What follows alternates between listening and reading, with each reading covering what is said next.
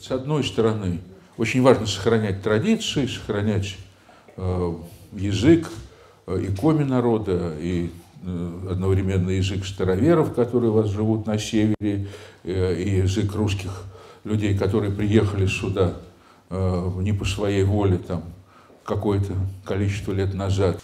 Понятно, что при этом есть целый ряд проблем, которые для меня, например, тут тоже загадочны. А как развивать вот современную... Как сделать? Ведь сегодня, когда мы говорим о коми-культуре, например, мы говорим о традиции.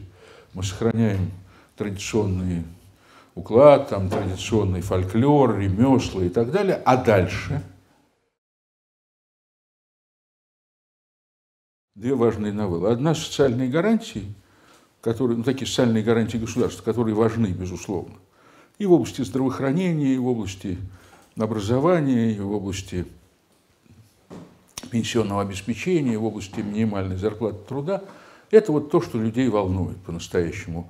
Я недавно с Валерием Федоровым мы говорили, это ВЦИОМ, директор ВЦИОМа, и он мне показал таблицу из 10 предпочтений, которые людей интересуют и за что они хотят голосовать в поправку в Конституцию.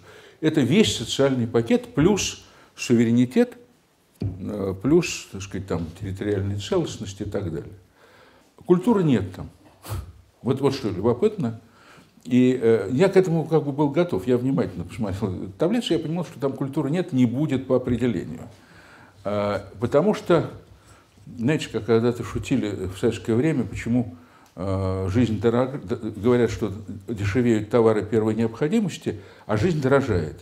Потому что жизнь не является товаром первой необходимости, понимаете, предметом первой необходимости. Так вот, культура как бы для людей не является предметом первой необходимости.